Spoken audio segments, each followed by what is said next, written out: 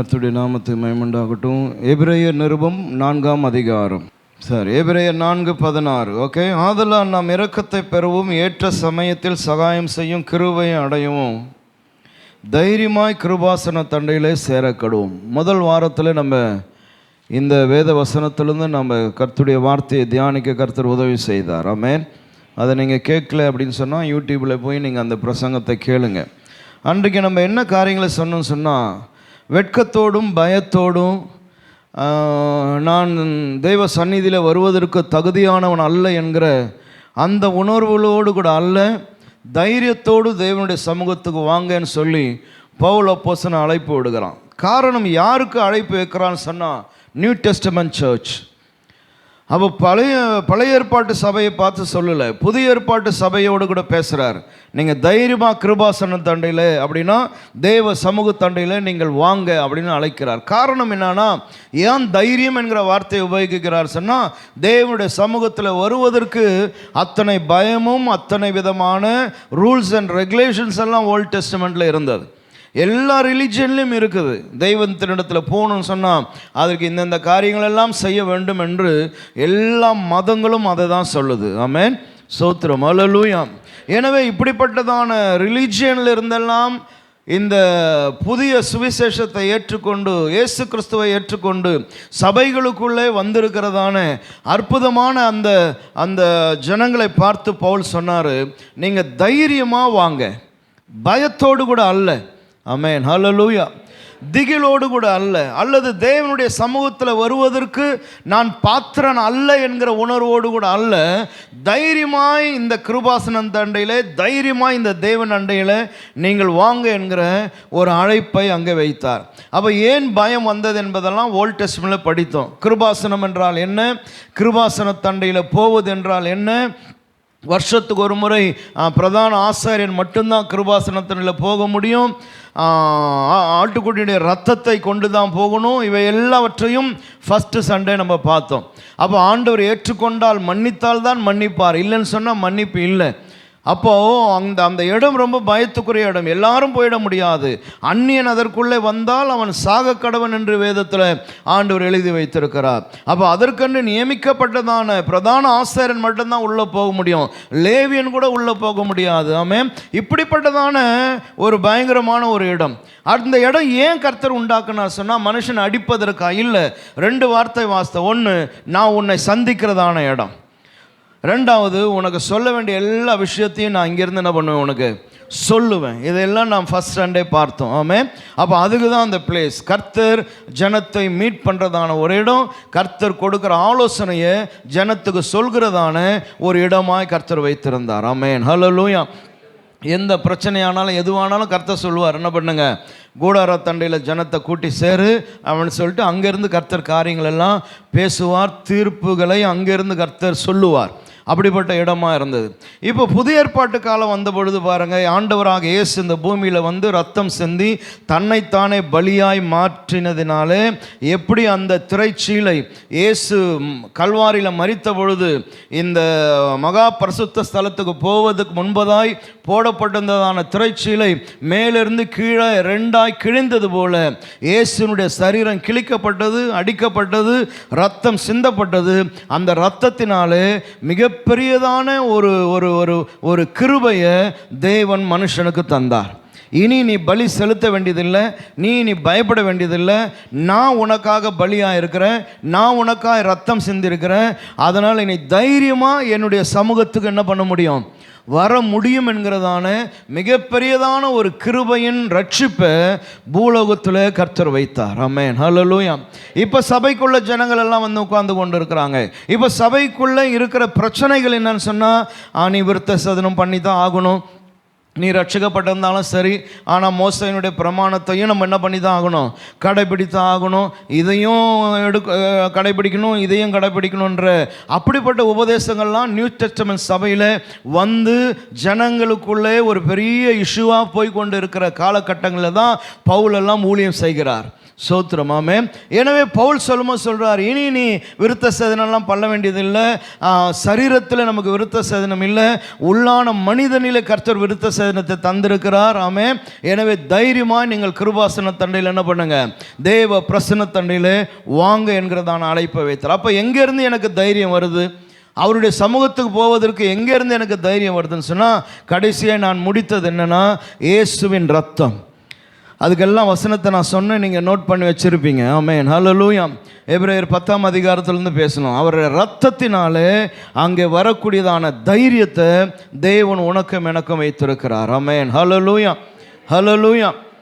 அப்போ அந்த ரத்தம் தான் இன்னைக்கு இயேசுடைய சமூகத்தில் வந்து நிற்க உதவி செய்கிறது. எபிரேயர் 10ஆம் அதிகாரத்தில் 20ஆம் வசனத்தை நம்ம பார்த்தோம். எபிரேயர் 10:20 படிங்க. அந்த மார்க்கத்தின் வழியாய் பிரவேசிப்பதற்கு அவருடைய இரத்தத்தினாலே நமக்கு தைரியம் உண்டு. அவருடைய இரத்தத்தினாலே நமக்கு தைரியம் உண்டாயிருக்கிறபடியினாலும். ஆமென். ஹல்லேலூயா. அதுதான் நமக்கு தைரியம். சோத்திரம். ஆமென். அதனால் குற்ற உணர்வோடு கூட, அல்லது நான் தகுதியற்றவன் என்றோ, அல்லது பயத்தோடு நடுக்கத்தோடும் அல்ல, தைரியத்தோடு கூட தேவனுடைய ரத்தம் எனக்காய் சிந்தப்பட்டது என்ற தைரியத்தோடு அந்த கிருபாசனத்திலே வர கடவும். இன்றைக்கு நான் சொல்ல விரும்புகிறதான விஷயம், ஆமென், ஹல்லேலூயா, standing before the throne of God. அதான் இன்னையுடைய டாபிக். தேவனுடைய சிங்காசனத்துக்கு முன்பதாய் நிற்குதல். ஆமென். Standing before the throne of God. சிங்காசனத்தில் வீற்றிருக்கிற தேவன் என்று வேதத்தில் நம்ம பல இடங்களில் படிக்கிறோம்.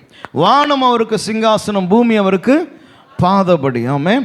சிங்காசனம் சிங்காசனம் சிங்காசனம் என்ற வார்த்தை நிறைய இடங்களிலே பேசப்படுகிறது. ஆமென். ஹல்லேலூயா. அப்போது இன்றைக்கு தேவன் ஒரு சிங்காசனத்தில் உட்கார்ந்து கொண்டு இருக்கிறாரா? அந்த இடத்துக்கு நம்ம போய் அந்த சிங்காசனத்துக்கு முன்பதான் நம்ம விழுந்து பணிய முடியுமான்னு சொன்னால் இன்றைக்கி அப்படி ஒரு பிளேஸ் இல்லை. ஆனால் கர்த்தர் அந்த சிங்காசனத்தில் வீற்றிருக்கிற தேவன். அப்போ சிங்காசனம் எதை காட்டுனா, த அத்தாரிட்டி, அவரிடத்தில் இருக்கிறதான அந்த வல்லமை, பவர், அத்தாரிட்டி, ஆளுமை. சோத்திரம். ஹல்லேலூயா. எல்லாவற்றையும் ஆளுமை செய்கிறவர், ஆட்சி செய்கிறவர், எல்லாம் தன்னுடைய கையில் வைத்திருக்கிறவர், அவர் ரூல் பண்ணுகிறதான தேவன். போடு அல்லேலூயா. ஆமென். சோத்திரம். அதனால் இன்றைக்கி நான் ஒரு குறிப்பிட்ட இடத்துக்கு போய் அங்கே ஒரு சிங்காசனம் இருக்கும், அங்கே ஒரு ஸ்டாச்சு, இயேசுநாதருடைய பொம்மை இருக்கும், அங்கே போய் அதை நான் தொட்டு வணங்கிட்டு வருவேன்னா, அப்படி ஒரு மார்க்கத்தை கர்த்தர் உனக்கு எனக்கு வைக்கல. ஆமென். ஹல்லேலூயா.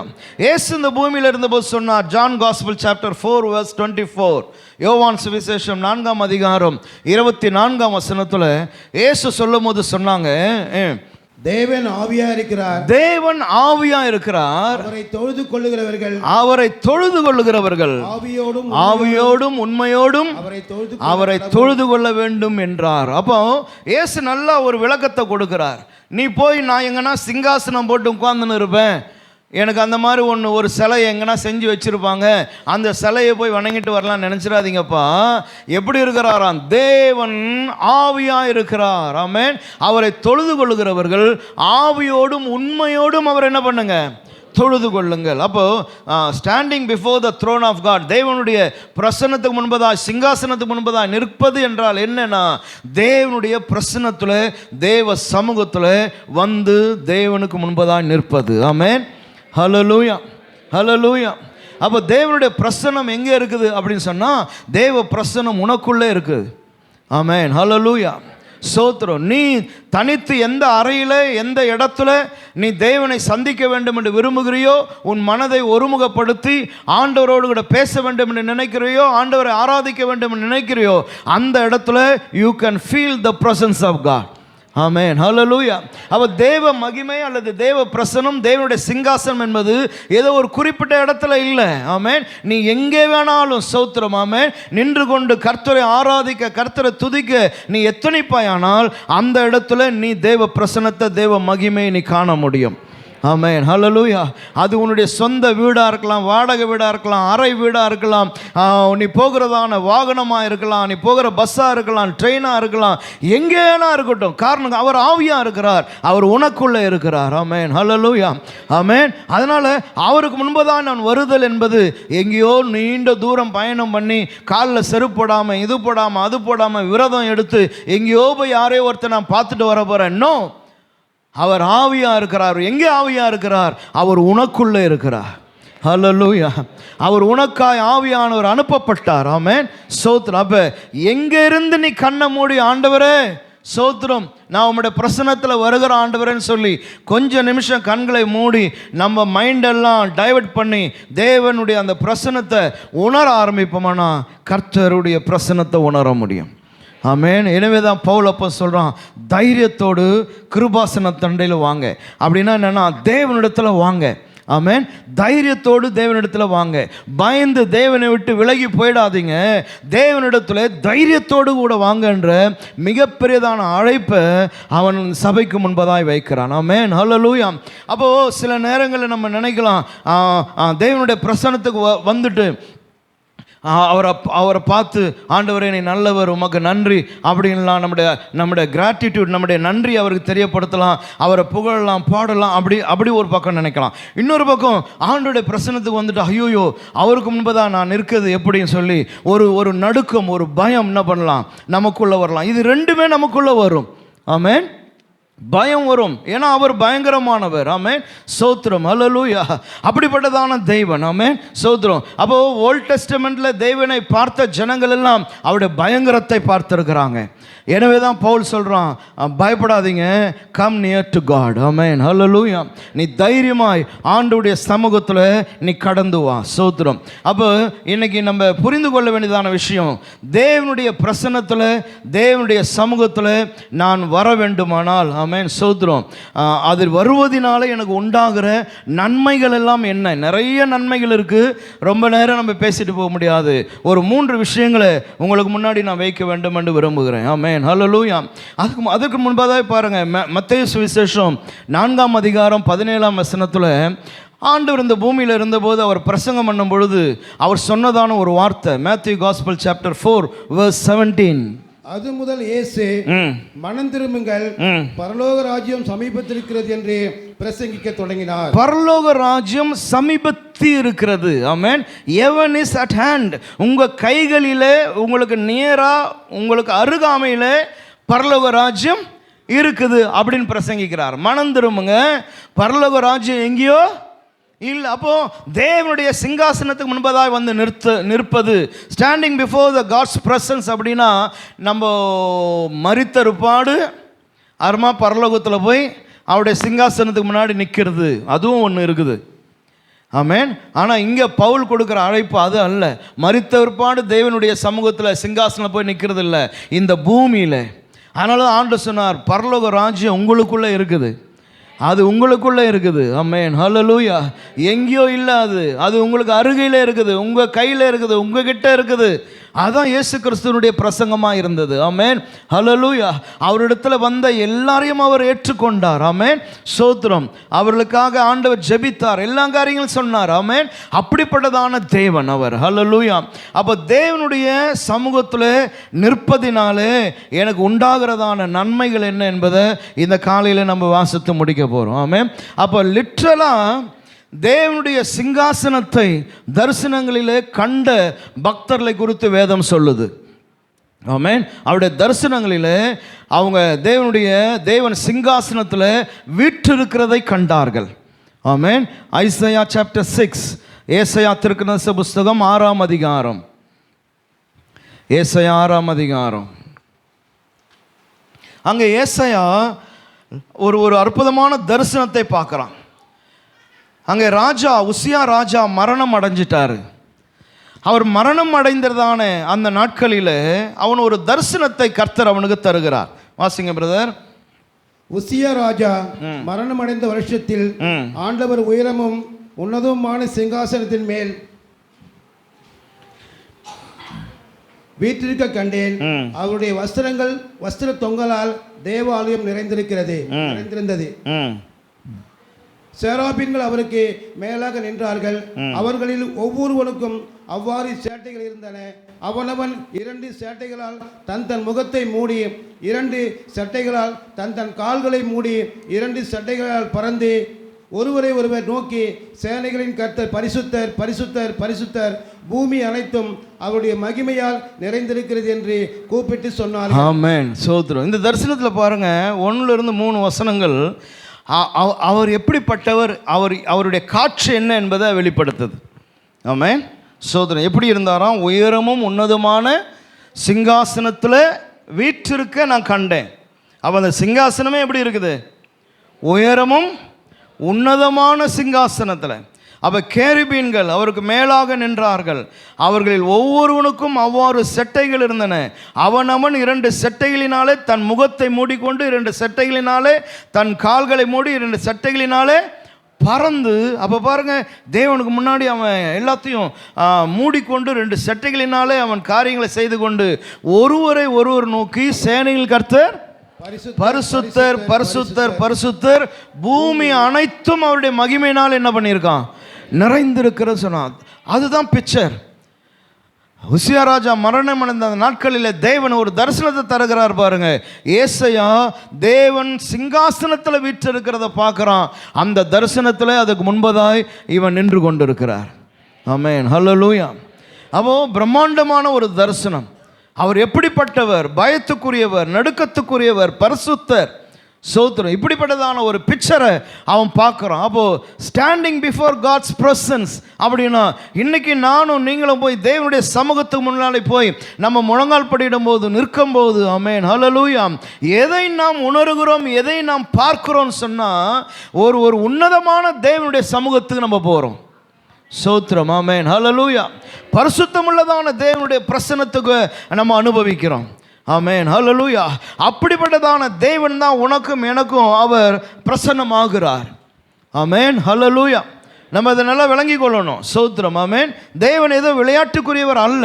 அவர் அவர் அவர் மகா பரிசுத்தம் உள்ளவர், நீதி நிறைந்தவர், பாவம் அறியாதவர், உலகம் முழுவதையும் ஆட்சி செய்கிறவர். ஆமென். அவருடைய கண்கள் பூமி எங்கும் உலாவிக் கொண்டிருக்கிறது.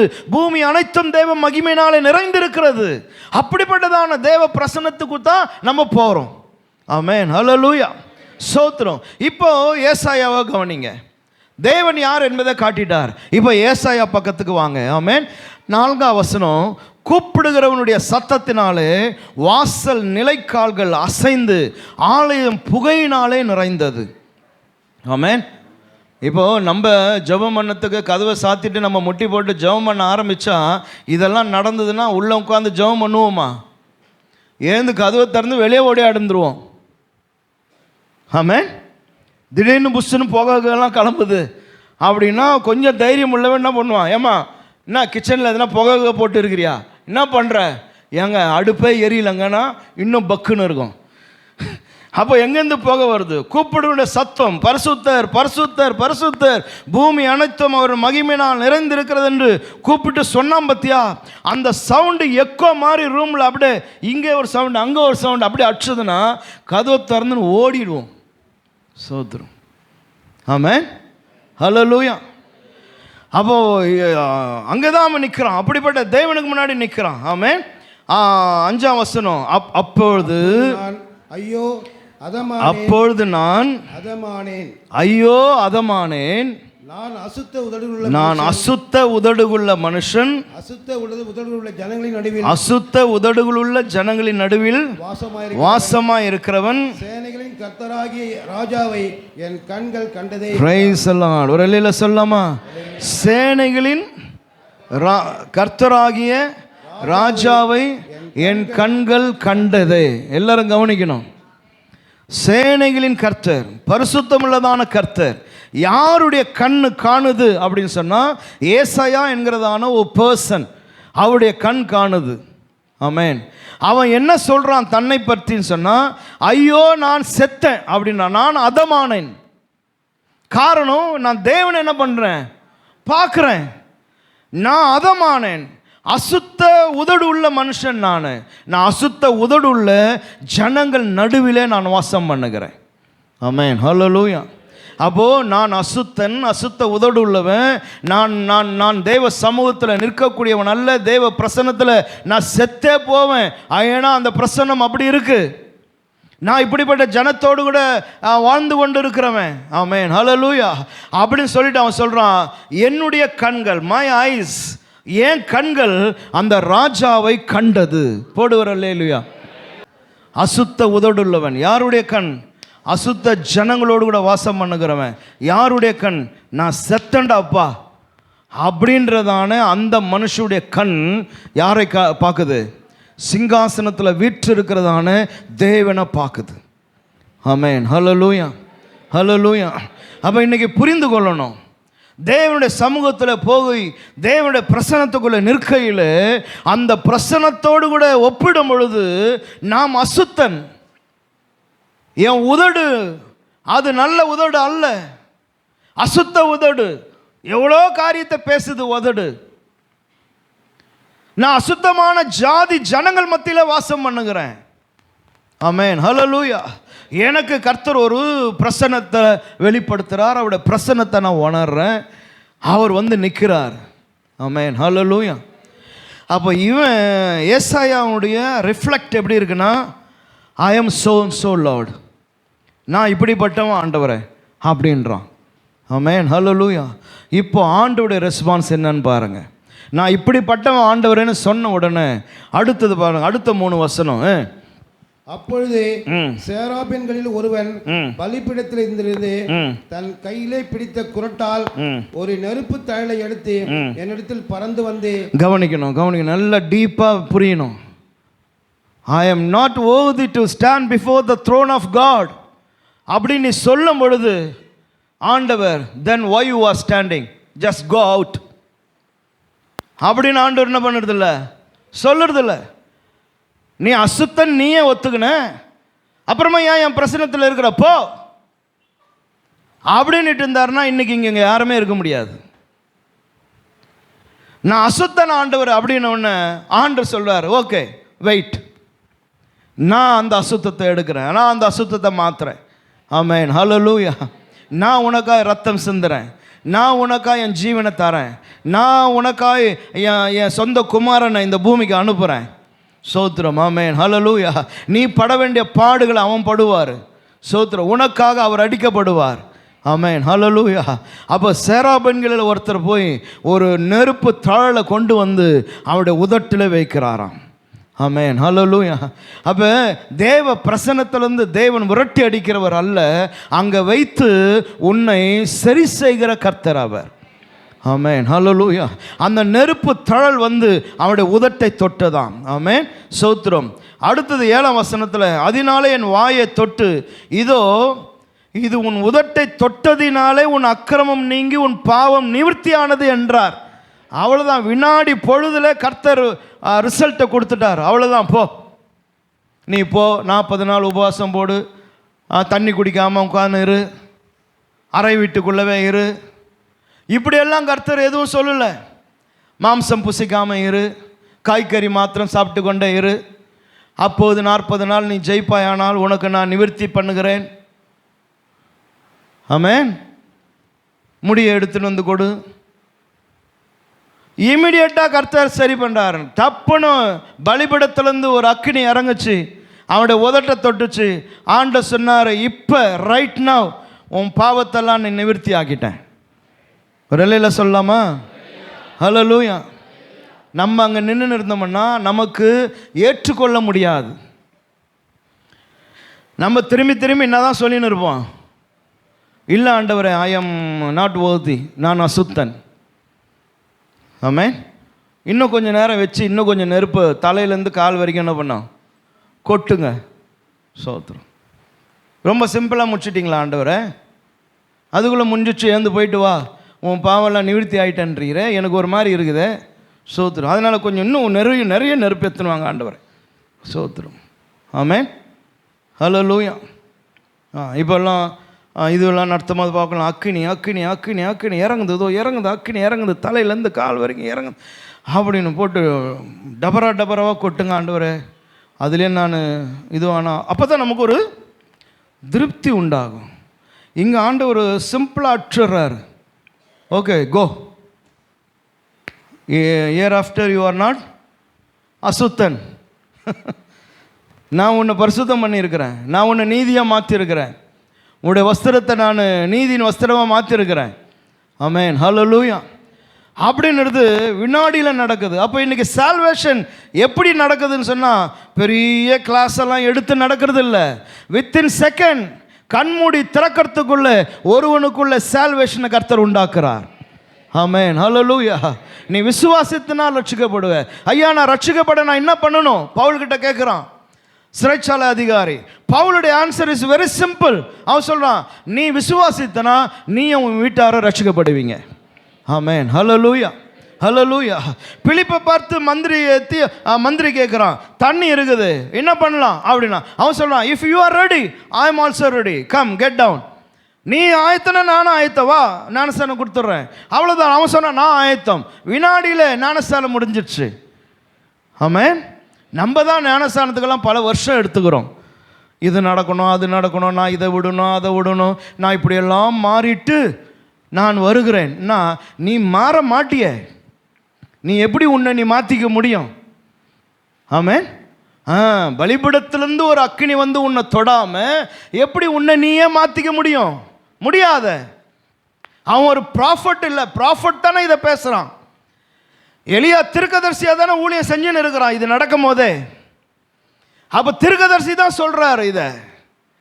இன்னைக்கு தான் அவர் ஒரு தரிசனத்தையே பார்க்குறாரு. ஆமென், சோத்திரம். அதனால் சால்வேஷனுக்கெல்லாம் ரொம்ப நேரமெல்லாம் ஆண்டவர் எடுக்கிறது இல்லை. அந்த இருதயத்துக்குள்ள விசுவாசம் வந்தால் போதும், கர்த்தர் அவனை ரட்சிக்கிறார். ஆமென், ஹல்லேலூயா. அதனால தான் கிறிஸ்தவ மார்க்கம் அநேகருக்கு விகற்பமான மார்க்கமாக இருக்குது. நம்ம என்ன சொல்கிறோம்? உன் பாவம் மன்னிக்கப்படணுமா, நீ ரட்சிக்கப்படணுமா, நீ மீட்படையணுமா, கண்ணை மூடு, நான் சொல்கிற ஜபத்தை சொல்லு தம்பி அப்படின்ட்டு ஆண்டவராக இயேசு கிறிஸ்து இந்த பூமியில் வந்ததை நான் விசுவாசிக்கிறேன், அவர் ரத்தத்தினாலே எனக்கு பாவம் மன்னிப்பு உண்டு என்பதை நான் விசுவாசிக்கிறேன் அப்படியெல்லாம் சொல்லி வித்தின் 1 minute ஆமென் போட்டுட்டு நம்ம சொல்கிறோம், கர்த்தர் உன்னை ரட்சித்துட்டார், உன் பாவெல்லாம் மன்னிக்கப்பட்டதுன்னா. அப்படியா? எதுவும் அந்த மாதிரி எனக்கு ஒன்றும் தெரில, நீ ஏதோ சொல்கிறியே. அதனால தான் அநேகருக்கு கிறிஸ்தவ மார்க்கம் புரியல, இயேசுவை விளங்கி கொள்ள முடியல. ஆமென், ஹல்லேலூயா, ஆமென். அதனால் அற்புதமான தரிசனம், அற்புதமான கான்வர்சேஷன், அற்புதமான கிரியை. அப்போ உடனடியாக ஆண்டவர் சொல்லிட்டாரு, நீங்கிடுச்சு, போ படிங்க அதை. அதனால் என் வாயை தொட்டு இதோ இது உன் உதடுகளை தொட்டதினால் உன் அக்கிரமம் நீங்கி உன் பாவம் நிவர்த்தியானது என்றார். ஆமென், ஹல்லேலூயா. ஓகே, கவனிக்கணும். உடனடியாக டப்புன்னு அடுத்த ஸ்டெப்புக்கு போகிறார் ஆண்டவர். எல்லாரும் கவனிக்கணும் என்ன. சோத்திரம். ஆண்டவர் பாரு, லேட்டாக காரியம் பண்ணுறதில்ல. சோத்திரம். டப்புன்னு பண்ணினே போகிறார். உடனே அவர் அடுத்த கட்டத்துக்கு போயிட்டார். என் பாவம் நீங்கிச்சா நீங்களையா ஆச்சா போச்சான்னு இவன் யோசனை இருக்கிறதுக்குள்ள கேமரா திருப்பிக்கிடான் என் பக்கம். என்னால் ரொம்ப நேரம் ஒரே இடத்துல நிற்க முடியலடா. நான் நிவர்த்தி ஆகி போச்சா, அவ்வளோதானா, விஷயம் முடிஞ்சு போச்சா, ஜெபம் முடிஞ்சிச்சா, ரொம்ப நேரம் பண்ணுவேங்கன்னு யோசனை. ஒருத்தர் சொன்னான் பாரு, அவர் வெளியே வந்து என் தலை மேலே கையை வச்சு என் சரீரத்தெல்லாம் தடவி எனக்கு ஜெபம் பண்ணுவார்னு பார்த்தா, போய் ஏர்தானில் 7 தரம் முங்குன்றிய, என் ஊரில் இல்லாத ஆறா, என் ஊரில் இல்லாத குளம் குட்டையா இந்த யோர்தானில் நான் முங்குறதுக்குன்னு கோவம் வந்துடுச்சுல்ல அவனுக்கு. அப்போ என்ன இமேஜினேஷன், தலையிலேருந்து இப்படியே தடவி தோத்துரும் அப்படின்னு காலெல்லாம் தொட்டு 10 அந்நிய பாஷெல்லாம் பேசி ஊன்னெல்லாம் பண்ணி கொண்டு வேர்த்து ஊற்றி, அவனுக்கும் வேர்த்து ஊற்றி உனக்கும் மூச்சு வாங்கி, பிரதர் நீ ரட்சிக்கப்பட்ட பிரதர், இவ்வளோ இருக்குதா ரட்சிப்புக்கா, அப்போ நான் எப்படி இன்னொருத்தனை ரட்சிப்புகளை நடத்துறது? அப்போ இந்த டெக்னிக்கெல்லாம் உங்கள்கிட்ட நான் என்ன பண்ணோம்? படிக்கணுமே. ஆமே, எந்த காலத்தில் நான் படிச்சுக்கிறது? அப்போ ரட்சிப்பு முடித்த உடனே நம்ம ரட்சிக்கப்பட்டுட்டோமா, இப்போ இதுவெல்லாம் மன்னிக்கப்பட்டுதான்னு யோசிக்கிறதுக்குள்ள ஆண்டவர் அடுத்த இடத்துக்கு வந்துட்டார். எங்கே வந்துட்டார் சொன்னால், ஊழியத்துக்கே அழைக்கிறாரு, போ. ஆமென். ஹலோ விசுவாசிங்க இருக்கீங்களா? உடனே அடுத்தது எங்கே வந்துட்டாரு? யாரை நான் அனுப்புவேன். 8ஆம் வசனம். பின்பு யாரை நான் அனுப்புவேன், யார் நமது காரியமாய் போவான் என்று உரைக்கிற ஆண்டவருடைய சத்தத்தை கேட்டேன். என்ன சத்தங்க? என்ன யாருடைய சத்தம்? ஒரு பாரமுள்ள தேவனுடைய சத்தம். ஆமென், ஹல்லேலூயா. He is waiting for someone. ஒருவன் எனக்கு வருவானான்னு எதிர்பார்த்துனே இருக்கிறாரு. வந்தவன் அசுத்த உதடு உள்ளவன்றான், அசுத்த மனுஷனோடு கூட வாசம் பண்ணுறேன்றான். இமிடியேட்டாக ட்ரீட்மெண்ட்டை கொடுத்து பாவெல்லாம் நீங்கி போயிடுச்சுன்னு சொல்லிட்டு போய் 1 வருஷம் 8 மாதம் இல்லை 2 வருஷம் 5 வருஷம் சபையில் போய் உட்கார்ந்துருன்னு சொல்லாமல் உடனே நான் சொல்கிறாரு, யாரை நான் அனுப்புவேன், நீ வரியான்லாம் கேட்கல. ஆமென். யாரை நான் அனுப்புவேன், யார் எனது காரியமாக போவான்ற சவுண்டு கேட்குதான். ஆமென். உடனே இவன் சொல்கிறான், என்ன சொல்கிறான், அதற்கு நான் இதோ அடியேன் இருக்கிறேன், இதோ அடியேன் இருக்கிறேன் என்றேன். ஹல்லேலூயா. நல்ல ஒரு அல்லேலூயா சொல்லு. ஆமென். இதோ I am ready, I am here Lord. இதோ அடியேன் இருக்கிறேன், என்ன பண்ணுங்க, அனுப்பும். எங்கே அனுப்புறது, ஏதா அனுப்புறதுலாம் அவர் சொல்ல, யாரை நான் அனுப்புவேன், அவ்வளோதான். இவன் சொல்கிறான், நான் இருக்கிறேன், என்ன பண்ணுங்க, அனுப்புங்க. ஆமென். ஹல்லேலூயா. அடுத்த ஜம்ப் 9ஆம் வசனம். அப்போது அவர், நீ போய் இந்த ஜனங்களை நோக்கி இப்படி டாடா இதெல்லாம் சொல்லு, இதெல்லாம் பண்ண போ. அவ்வளோதாங்க. ஆமென். இருக்கீங்களா? ஆமென். சோத்ரம். அப்போ standing before the throne of God அப்படின்னா சும்மா போயிட்டு தோத்திரம் பண்ணிட்டு ஆமென் அல்லேலூயா போட்டு நம்ம கதையெல்லாம் பேசிட்டு வர இடம் இல்லை. அது தேவனுடைய பாரத்தை தேவன் வெளிப்படுத்துகிற இடம், உன் பாவத்தை எல்லாம் மன்னிக்கிற இடம், நிவர்த்தி ஆக்கிற இடம். ஆமென். ஹல்லேலூயா. அவர் உன்னை வேற லெவலில் பார்க்குறாருப்பா. உலக மனுஷன் உன்னை பார்க்குற லெவலில் அவர் பார்க்கல, அவர் வேற லெவலில் பார்க்குறாரு. ஆமென். நீ ரெடியா அப்படின்னு கேட்குறாரு. அவன் சொல்கிறான், என்ன அனுப்பும். உடனடியே ஆண்டவர் சொன்னார், நான் அனுப்புகிறப்போ இந்த காரியத்தெல்லாம் செய் அப்படின்னு சொல்லி 9ஆம் வசனம் 10ஆம் வசனத்துலலாம் டீட்டெயிலாக காரியங்களை சொல்லி அனுப்ப ஆரம்பித்தார். ஆமென். ஹல்லேலூயா. தொடர்ந்து ஏசாயா அற்புதமான ஊழியங்களை தேவனுக்காய் செய்ய ஆரம்பித்தார். ஆமென். அப்போ முதலாவது பிளஸ்ஸிங் எனக்கு என்னன்னு சொன்னால், ஆண்டோடைய சமூகத்தில் வந்து நிற்கும்போது என் குற்றங்கள் எல்லாவற்றையும் கர்த்தர் மன்னித்து, ஆமென், எனக்கு முன்னாடி தேவன் அற்புதமான ஒரு காலிங்கை கர்த்தர் வைக்கிறார், ஒரு அழைப்பை கர்த்தர் வைக்கிறார். இன்றைக்கி இவ்வளோ பேர் உட்கார்ந்துருக்கிறீங்க, உங்கள் எல்லாருக்கும் முன்னாடி கர்த்தர் ஒரு அழைப்பை வைத்திருக்கிறார். சோத்திரம். ஆமென். ஹல்லேலூயா. அந்த அழைப்பை நீ புரிந்து கொள்வாயானால், ஆமென், சோத்திரம், உன்னை ஆண்டவர் அடுத்த கட்டத்தில் உன்னை பயன்படுத்த கர்த்தர் விரும்புகிறார். ஆமென். ஹல்லேலூயா. சோத்திரம். அதனால் தேவ பிரசன்னம் என்பது ஏதோ போயிட்டு சும்மா பார்த்துட்டு வர இடம் இல்லை, அது உன்னையும் என்னையும் மாற்றக்கூடியதான ஒரு இடம். அப்போ முதலாவது பிளஸ்ஸிங் அங்கே காலிங், பரிசுத்தம், சுத்திகரிப்பு, பாவ நிவர்த்தி எல்லாம் உண்டாகிறது, அவ்வளோ நன்மைகள் வருது. ரெண்டாவது நான் சொல்கிறேன், ரெண்டாவது பிளஸ்ஸிங். அதனால் don't avoid standing before God's presence. எல்லாருக்கும் நான் சொல்கிறேன், தேவ சமூகத்துக்கு வருவதை அவாய்ட் பண்ணாதீங்க. ஆமென். உனக்கு நேரம் கிடைக்கும் போதெல்லாம் தேவ பிரசன்னத்துக்கு போ, அது உன்னை உருவாக்கும். ஆமென். நீ பயப்பட வேண்டிய அவசியம் இல்லை, ரத்தம் உனக்காக இருக்குது. இயேசுவின் ரத்தத்தினாலே தேவ பிரசன்னத்துக்குள்ளே போவியானா அந்த பிரசன்னம் உங்களை உருவாக்க வல்லமை உள்ளது. ஆமென். ஹல்லேலூயா. ஆமென். நான் சுத்த உதடு உள்ளவன், நான் சுத்த உதடுனே சுற்றிக்கின்னு ஆண்டவர் பிரசன்னத்துக்கே வராமையே இருக்கக்கூடாது. ஆண்டவர் பிரசன்னத்துக்குள்ளே வருவாயானா கர்த்தர் காரியங்களை சரி செய்வார். ரெண்டாவது பிளஸ்ஸிங் பாருங்கள், நான் ஆண்டுடைய சமூகத்துக்கு போகும்போது என்னுடைய நியாயத்தை அவருக்கு முன்னாடி கொண்டு போகிறேன். I would feel my case before him. என்னுடைய கேஸை, என்னுடைய நீதி நியாயத்தை அவருடைய பிரசனத்துக்கு நான் கொண்டு போகிறேன். ஆமென். அதுதான் ரெண்டாவது உனக்கு எனக்கு இருக்கிற பிளஸ்ஸிங். கவனிக்கிறீங்களா? ஏன் நான் தேவ சமூகத்துக்கு போகிறேன்னா, எனக்கு சில காரியம் அவர்கிட்ட போய் பேச வேண்டியிருக்குது. ஆமென். சிலதை நான் அவர்கிட்ட கொண்டு போக வேண்டியது இருக்குது. வாசிக்கலாம் வசனம். யோபின் புஸ்தகம் 23ஆம் அதிகாரம், book of Job, chapter 23, verse 3 and 6. நான் அவரை எங்கே கண்டு சந்திக்கலாம் என்பதை அறிந்தால் நலமாயிருக்கும். அப்போது நான் அவர் ஆசனத்துக்கு முன்பதாய் வந்து, அதாவது அவருடைய சேருக்கு முன்னாடி நான் வந்து, அவருடைய இருப்பிடத்திற்கு நான் வந்து, என் நியாயத்தை அவருக்கு முன்பாய் வரிசையாய் வைத்து காரியத்தை ரூபிக்கும் வார்த்தைகளினாலே என் வாயை நிரப்புவேன். ஜோப், why you want to go to the God's presence அப்படின்னு ஒரு கேள்வி எழுப்புனா யோபு சொல்கிறான், எனக்கு நிறைய பேச வேண்டியது இருக்குது அவர்கிட்ட. என் நியாயத்தை கொண்டு போய் அவர்கிட்ட நான் வைக்கணும். ஆமென். எதனால இந்த வியாதி, எதனால இந்த பலவீனம், எதனால இந்த சூழ்நிலைகள், எதனால இந்த காரியங்கள், சோத்திரம், நிறைய கொஸ்டின்ஸ் எனக்கு இருக்கு. ஆமென்.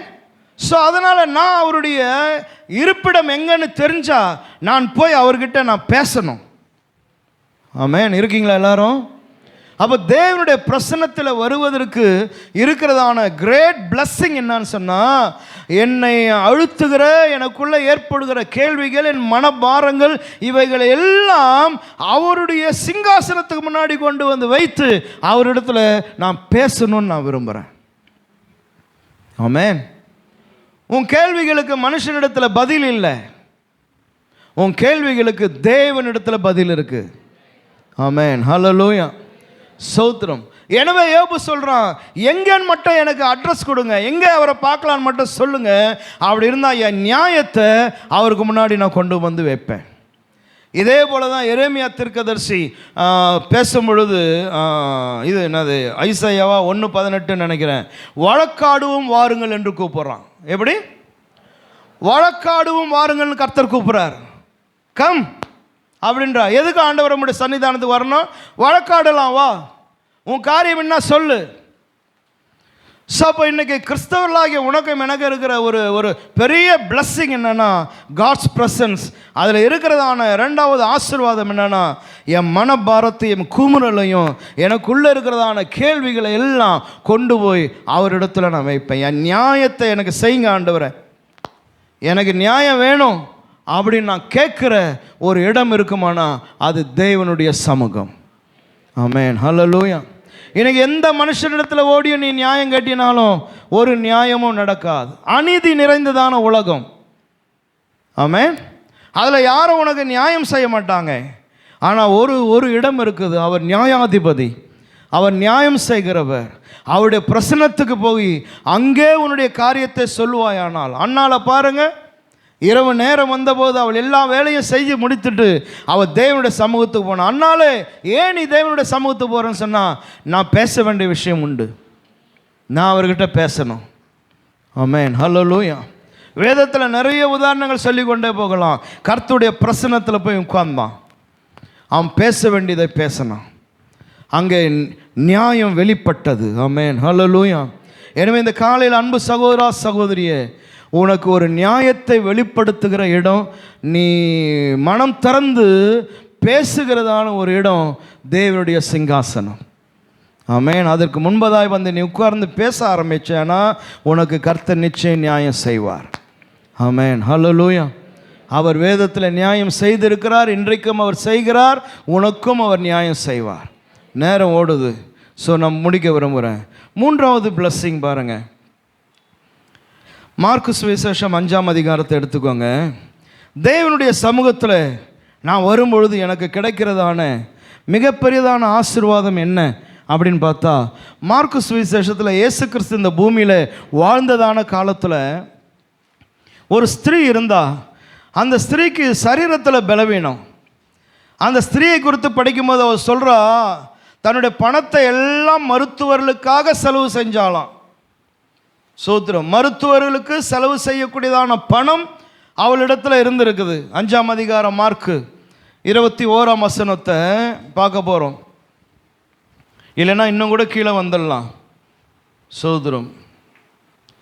25 பிரதர். அப்பொழுது 12 வருஷமாய் பெரும்பாடுள்ள ஒரு ஸ்திரீ அநேக வைத்தியர்களால் மிகவும் வருத்தப்பட்டு நான் இதை படிக்கும் போது யோசித்தேன், அநேக வைத்தியர்களினாலே மிகவும் வருத்தப்பட்டு. நம்ம நினைக்கிறோம் வைத்தியர் இருந்தால் நமக்கு சுகமாயிடும்னு. ஆனால் இவ சொல்கிறா, அநேக வைத்தியர்களினாலே நான் வருத்தப்பட்டு. சோத்திரம். அப்போ அநேகர் வைத்தியர் இருந்தும் அவளுக்கு மகிழ்ச்சியோ சந்தோஷமோ சமாதானமோ உண்டாகலை. என்னதான் உண்டாச்சான்?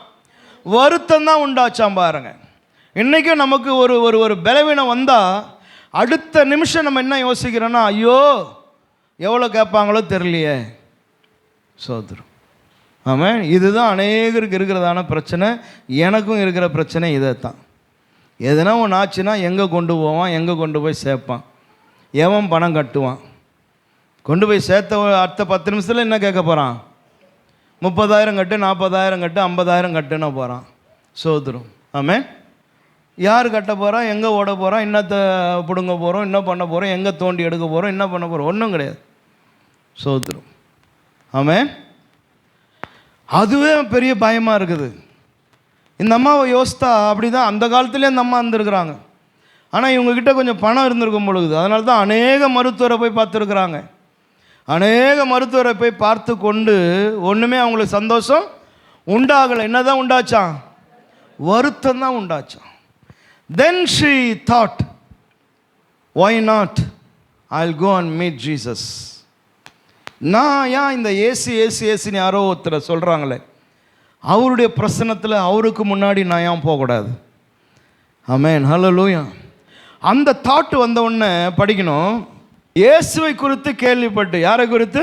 இயேசுவை குறித்து கேள்விப்பட்டு நான் அவருடைய வஸ்திரங்களை ஆகிலும் தொட்டால் சொஸ்தமாவேன் என்று சொல்லி. நான் அவருடைய வஸ்திரங்களை ஆகிலும், என்னது,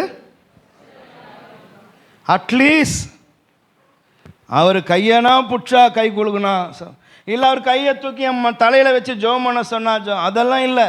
அட்லீஸ்ட் சோத்திரம், லீஸ்டா எதுதான்? ஓடிவே கட்டி போச்சுன்னா சுகம் இல்லை. வஸ்திரத்தினுடைய ஒரு ஓரம் எங்கன்னா ஒரு கேப் கட்சதுன்னா நைஸாக கையை விட்டு அவர் வஸ்திரம் ஓரத்தை மட்டும் அப்படி தொட்டா சோத்திரம். ஆமாம். அப்போ தேவ சமூகத்தில் போய் நிற்கும் பொழுது அவளுக்கு இருந்ததான மனப்பான்மை இதுதான். நான் எப்படி போகிறது, நான் இப்படி இருக்கிறேன் அப்படின்னு சொல்லி அவள் கூனி குறுகி எதனா போய் அவர் வஸ்திரத்தை தொட்டா போதுமே, அந்த ஒரு எண்ணத்தோடு தான் இயேசுவினுடைய பின்பக்கமாக போகிறா. படிங்க. ஜனக்கூட்டத்துக்குள்ளே அவருக்கு பின்னாக வந்து, எங்கே வந்து? பின்னாக வந்து இருக்கீங்களா எல்லாரும்? காது கேட்குதா? ஹல்லேலூயா. எங்கே வந்து? அதுதான் தேவனுடைய சமூகத்துக்கு முன்னாடி நிற்கிறதுக்கு நிறைய பேருக்கு என்ன பண்ண முடியறதில்ல, முடியறது இல்லை. சோத்திரம். பயம், திகில், வெட்கம். அதனால் எங்கே போகிறா இவ? யார் என்ன சொல்லுவாங்களோ, இந்த கூட்டத்தில் இருக்கிறவன் என்ன சொல்லுவானோ, நம்மளை பிடிச்சி தள்ளிடுவானோ, நீ எதுக்கு இங்கே வந்தேன்னு கேட்பானோ, இவ்வளோ பெரியதான ஸ்ட்ரகிள். எனவே அவள் பயந்து பயந்து நடுங்கி பின்னாக வந்து அவருடைய வஸ்திரத்தின் ஓரத்தை தொட்டாள். ஆமென், ஹல்லேலூயா. ஓகே, உடனே தான் ஆண்டவருக்கு அதெல்லாம் எப்பவுமே உடனே எல்லாம் நின்று போயிட்டு வேதனை நீங்கி ஆரோக்கியம் அடைந்து அவள் தன் சரீரத்தில் உணர்ந்தாள். போடு அல்லேலூயா. ரிப்போர்ட்டை பார்த்தாள். பிளட் டெஸ்ட் ரிப்போர்ட் வந்தது, ஸ்கேன் ரிப்போர்ட் இல்லை. அவள் தன் சரீரத்தில் இம்மிடியேட்டாக உணர்ந்தா. அவ்வளோதான், இம்மிடியேட்டாக நடந்துருச்சு. வேறு எதையும் நான் ஸ்கேனை பார்த்து தான் நம்பினேன், இல்லை இதை பார்த்து தான் நம்பினேன், டாக்டர் என்னை காட்டினார் அதை பார்த்து தான் நம்பினேன், இல்லை, எதுவுமே காட்டல எவனும். ஆமென், ஹல்லேலூயா, ஸ்தோத்திரம். ஆமென். இம்மிடியேட்டாக அவள் சரீரத்தில் உணர்ந்தால் காரியெல்லாம் மாறிடுச்சு. இயேசு இப்போ தான் சரீரத்துலேருந்து ஒரு வல்லமை புறப்பட்டதை உணர்றார். ஆமென். இப்போ இயேசு பாருங்கள், அவ்வளோ கூட்டம், அவ்வளோ ஜனக்கூட்டத்தில் ஏதோ ஒரு வல்லமை எந்த பக்கமும் போச்சு. போடா அப்பா, மீதி வேலையை பார்க்கலான்னு போலியே. ஏய் நில்லு, என்ன ஆண்டவர் இருறா, என்கிட்டேருந்து ஒரு வல்லமை புறப்பட்டு போச்சு, ஏன் அதை திருநான்னு தெரில. ஆமாம், நான் அப்படியே விட்டுட்டு எல்லாம் போகிறதுக்கு நான் ரெடியாக இல்லை. நில்லு, ஊர்வலத்தை நிறுத்து, அது யாருன்னு கண்டுபிடிப்போம். யார் அது என்கிட்ட வல்லமையை கொஞ்சம் ஆட்டையை போட்டது அப்படின்னு ஆண்டவர்களே, நில்லுப்பா, எல்லாம் கவனி, யார் என்கிட்ட வல்லமையை திருநீங்க? எப்படி இருந்திருக்கும்ல? சோதரம். ஏசு என்ன கேட்குறாரு? உடனே இயேசு தம்மிலிருந்து வல்லமை புறப்பட்டதை தமக்குள் அறிந்தே ஜனக்கூட்டத்துக்குள்ளே திரும்பி என் வஸ்திரங்களை தொட்டது யார்? என்ன கிளியரா அடிக்கிறார் பாரு, என் வஸ்திரத்தை தொட்டது யார் என்று கேட்டார். ஆமென்,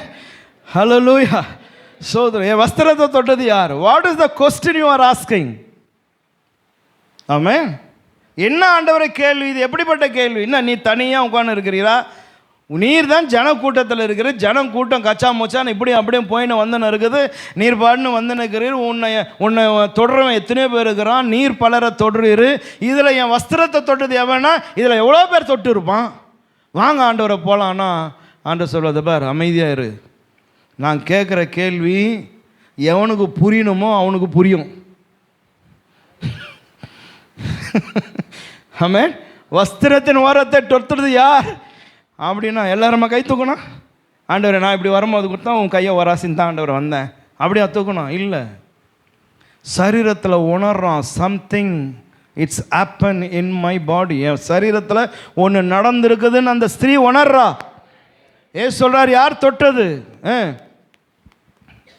அவருடைய சீஷர்கள் அவரை நோக்கி, திரளான ஜனங்கள் உம்மை நெருங்கி கொண்டு இருக்கிறதை நீர் கண்டும் என்னை தொட்டது யார் என்று கேட்கிறீரே என்றான். சீஷர்களெல்லாம் பயங்கரமான ஞானிகள். சோதரம் ஓமா அவன் இயேசுநாதர் கேட்டால், என்னையா நீ இந்த கேள்வியெல்லாம் கேட்டுனுக்கிற? இவ்வளோ ஜனத்தில் யார் தொட்டதுன்னு இது ஒரு கேள்வியா? வாங்க ஆண்டவரை போயிட்டே இருக்கலாம். மதியானம் சாப்பாடு அந்த வீட்டில் டைம் ஆகிப்போச்சு, போகலாம் வாங்க. சீஷர், நம்மலாம் சீஷர் தானே, ஆண்டவருக்கு ஆலோசனை சொல்லுவோம். அதை செய்தவளை காணும்படி அவர் சுற்றிலும், அதாவது மேனா உமனான்னு கூட ஆண்டவர் கண்டுபிடிச்சிட்டார். அதை செய்தவளை, இது ஒரு லேடி தானடா தொட்டு இருக்குது, என் வல்லமை புறப்பட்டு போய்க்குது, சுகமாக ஆயிடுச்சு அப்படின்ட்டு அவளை காணும்படிக்கு அவர் சுற்றிலும் பார்த்தார். தன்னிடத்தில் சம்பவித்ததை அறிந்த அந்த ஸ்திரீயானவள் பயந்து நடுங்கி, இப்போ எங்கே வரா? பின்னாடி வந்தவோ இப்போ எங்கே வரா? முன்பாக வந்து விழுந்து, முன்பதாய் வந்து விழுந்து. அதுதான் ஸ்டாண்டிங் பிஃபோர் காட்ஸ் பிரசன்ஸ். ஆமென். ஹல்லேலூயா, ஹல்லேலூயா. சரீரத்தில் அற்புதம், சரீரத்தில் மிகப்பெரிய விடுதலை. Mentally she came out from the sorrow. எல்லாம் துக்கமாக மாறிடுச்சு வினாடியில். அழகாக ஃபீல் பண்ணுறா. இப்போ பின்பக்கமாக வந்த ஆண்டோடுக்கு முன்மதாக வந்து ஐ எம் தட் உமன் இல்லையா, அப்படியே வந்து தொப்புன்னு ஆண்டோடைய பாதத்தில் விழுந்துட்டா. அதுதான் coming in to God's presence. ஆண்டவரை, நீர் எனக்கு செய்கிற நன்மைகள் எல்லாம் பார்க்கையில் உங்களுடைய கால்களில் விழுவதை விட வேறு ஒன்றும் இல்லை ஆண்டவரை. ஆண்டோடைய முன்னாடி வந்துட்டு அவள் சொல்கிறா, ஓப்பனாக எல்லாருக்கும் முன்னாடி வந்து கீழே விழுந்துட்டு, அப்போது என்ன மாதிரி பிளஸ்ஸிங். நான் ஆண்டோடைய பிரசனத்தில் அவருடைய சிங்காசனத்துக்கு முன்னாடி நிற்கிறேன்னா அது எப்படிப்பட்ட மகிமையான ஆசீர்வாதம் சொன்னால், நான் எவ்வளோ பணங்கன்னு எல்லாம் செலவழித்தும் என்னால் பெற்றுக்கொள்ள முடியாத நிம்மதியும் சமாதானத்தையும் அமைதலையும் என் தேவனுடைய பிரசன்னம் எனக்கு தருது. ஆமென். உலகம் கொடுக்க முடியாத சமாதானத்தை உனக்கு நான் வச்சுட்டு போகிறேன்னார். ஆமென். ஹீலிங் மாத்திரம் இல்லை, அது வெறும் ஹீலிங்னு நினச்சிடக்கூடாது. எத்தனை ஆண்டுகள், எத்தனை வருஷம், வெரி லாங் இயர்ஸ், 12 years அவள் பட்டதான பிரயாசம், கஷ்டம், வேதனை, பண செலவுகள், இந்த 12 ஆண்டுகள் இருந்ததான அந்த கொடூரம், அந்த இருதயத்தில் இருந்த பாரம் எல்லாம் மாறி போச்சு பத்தியா. அதுதான் தேவ சமூகத்தில் வந்து நிற்கும்போது. எனவே தேவனுடைய சமூகத்துக்கு வாங்க. எனவே தான் பவுல் சொல்கிறாரு, தைரியமாய் கிருபாசன தண்டிலே சேரக்கடவோம். ஆமென். ஹல்லேலூயா. உனக்கு வாய்ப்பு கிடைக்கும் போதெல்லாம் தேவ சமூகத்துக்கு வந்துடு. அதை அவாய்ட் பண்ணாத. எல்லாம் வாலிப பிள்ளைங்க, தம்பி தங்கச்சிங்க, பெரியவங்க எல்லாருக்கும் சொல்கிறோம். இல்லைங்க எங்கள் வீட்டில் நாங்கள் குடும்ப ஜெபம் பண்ணுறோங்க, அதெல்லாம் அது இருக்கட்டும், அதெல்லாம் பாரம்பரியமாக பண்ணின்னு இருக்கிறது, பண்ணுங்க, அதை நிறுத்திடாதீங்க, பண்ணுங்க. அதை பற்றி நான் பேசலை. த்ரோன் ஆஃப் காட், தேவ பிரசன்னத்தில் தனித்து வந்து அமருதல், என் காரியத்தை நான் பேசணும். ஆமென். ஹல்லேலூயா. இத்தனை ஆண்டுகள் இருக்கிற இந்த பாரங்கள், வேதனைகள் மாறி போகணும். சோத்திரம். ஆமென். ஹல்லேலூயா. அவருடைய பாரத்தை தேவன் உனக்குள்ளே வைக்கிறார். யார் எனது காரியமாக போவான்? ஆண்டவர் சொல்கிறார், எல்லாம் நீங்கிடுச்சு, நீ அதையே பேசிகிட்டே இருக்காத, எல்லாம் நீங்கிடுச்சு, அடுத்த இடத்துக்கு வா. பேசின அங்கேயே நிற்காத, அடுத்த கட்டத்துக்கு வா. யார் என்னுடைய காரியமாக போவா? யார் சுவிசேஷத்தை பிரசங்கிப்பா? உங்கள் ஏரியாக்களில் சிறு பிள்ளைகளுடைய ஊழியங்களை ஆரம்பிக்கலாமே, சின்ன பிள்ளைகளை வைத்து பாட்டு சொல்லி கொடுக்கலாமே. ஆமென். சோத்திரம். சின்ன சின்ன ஊழியங்களை நீங்கள் செய்யலாமே. யார் எனது காரியமாக போவா? ஒரு குழந்தைய 2 குழந்தைய 5 குழந்தைய என்பது முக்கியம் இல்லை. ஒரு பிள்ளையும் ஆண்டவருக்கு முக்கியம்தான். உங்கள் வீட்டாண்ட யோசித்து பாருங்க, ஜெபிங்க, ஆரம்பிங்க, செய்யுங்க. ஆமென். கர்த்தர் சொல்கிறான், போ, நான் உன்னை அனுப்புகிறேன், உனக்கு நான் கிருபை தரேன். ஆமென். எனவே நீ பயப்படாத, தைரியத்தோடு கூட தேவ சமூகத்துக்கு வா. அப்படி எளிமை நிற்போம். நாம் ஜெபம் பண்ணுவோம்.